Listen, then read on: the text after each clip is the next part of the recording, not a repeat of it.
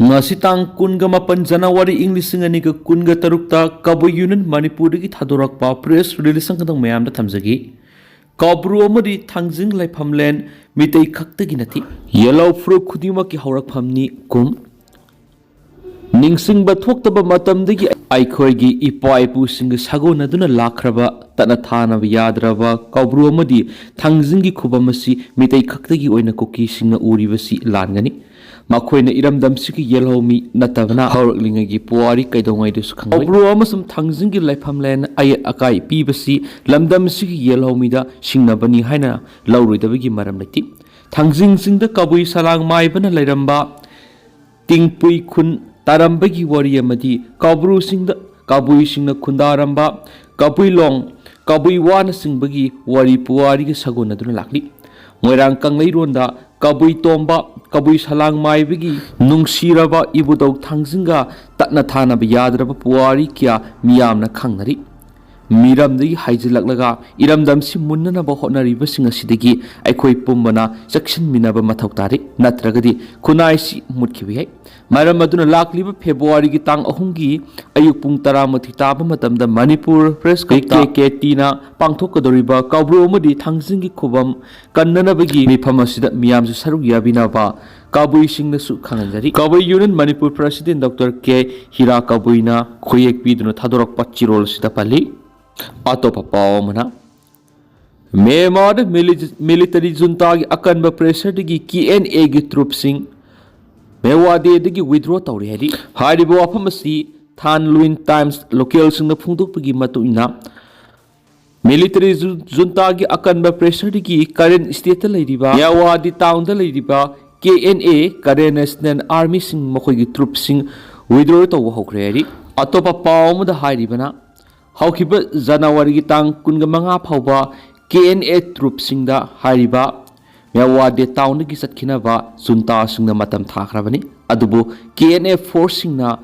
January 13 phawba makhatana makoina laithakibani hadi adumaina ma haukiba January gi tang 13 ta KNA fighter singna deploy toramba makoina mewade town dagi lairamba position logduna lairamba mafam ahum hariba jaga singa si junta lanmi singna position logduna loksin khri hari local report singi matung khara inadi hariba jaga singa sida KNA troop khara madi laithawri ba wafam asini masida natana military junta singna mewade town da 18 military related position singda air strike sathakani haina threaten tawkhri hari tuan nagagi student organization yauna lup ahumna UNC gi president da wahang ke hanglakli maru oina detail clarification khara hanglakli hariba sida all inpui student union ISU inpui naga women union INWU amasum inpui naga youth organization INYO na haukiba January gi tang 13 English ngani ga 13 ta koki NP Manipur kim amasum United Naga Council UNC na tholakhiba statement adugi matangda naga gi oiba apunba body amas oiriba UNC Apex Naga body na ke sunglungbu koki village ni haina inpui Nagaland bu koki interesta phongdoki bu wafam kya gi wari kya pop thorakli maru ene thamlakni bu wafam khrana clarify tawraduna hairiba village natragana jaga asida ke sunglung laite madu natana hariba jaga adu government gi record ta mukhoina palliba mings recognize tawde haibisni hariba inpui jaga asida len asida English ngani ga taraga tereta farm house ani saga maru oina tampoimon area dani haina supali apun ba statement amoina UNC na thulakiba kimgaloina hariba statement asida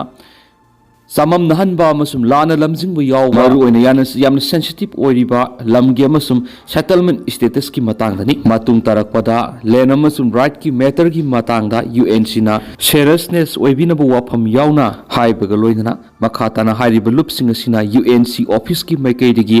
join statement ama thokiba kimgaloina hawkiba January gi 13 English ngani ga 13 ka thokiba adugumba statement adugi matana clarification maru oina ke sunglungbu koki village ni haina phongdorakhibu wafam dugi matana clarification ma tawbirangba hairakli hairiba sirol asida tungan ba ISU all inpui student union president inpui naga youth organization INYO amsum inpui naga women union gi president singna khuyek pidno thadorakpa sirol asida palakli Pakistan bom thadabada miyoi ama sikri. Pakistan ki awang nungsup thangba saruk Khyber Pakhtunkhwa province yumsakasun mita bom pokhai bigi thaudu amada miyoi ama sikri na local police na phongdokre. Bom pokhai bigi thaudu odu Bazor district ki wara Mamun area da thoki hai na local police station ki official amana phongdoki. Police na mafam adu koishil laga thamki thawuk thokpham dagi evidence khongkat khi amasum pokhai khiba bom adugi mawong amasum responsible oiba miyoi sing khangdoknaba formal investigation ama hokre haina official dun haiki hauju phawba group amatana bom pokhai khiba dugi responsibility claim tawdri. Indonesia da thokiba landslide sikiba migi masing kuntraga mari rom sukri. Handak Indonesia akan menong namaram oraga landslide thokpagi lebak thiba thawdo adu sikiba migi masing kuntraga mari rom sukri aduga miyoi kya ama hauju hauju thiba khangdana leiri haina phongdurakli.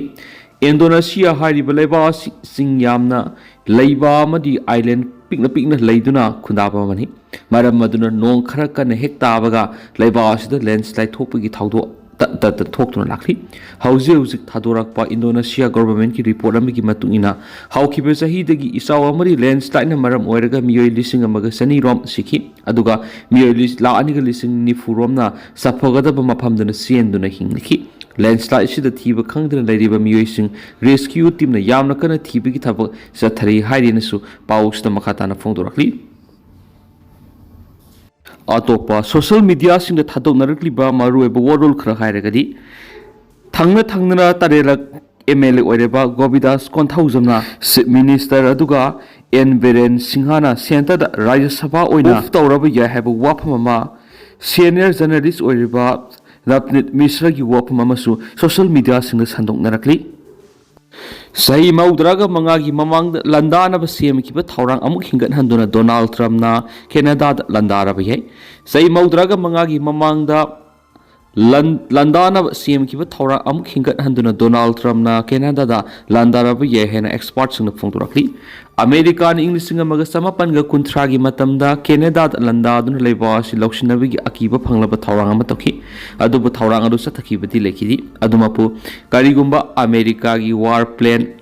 red hairiba strategy sida Canada da landaram labadi Canada gi oina yamna sound ama ada tholamgadabani adubu karigumba maram kharana planning adugi matungina America na Canada da matamadur landa khidabani swaidi report asigi matungina English nga maga samapan ga kuntra gi matamda America na Canada da landana ba sinkiba lalong aduma sijinaduna hauji Canada da America gi president Donald Trump na landana na thawrang lakpa ubada punama angako pokna rakhibani hainasu phongdorakli.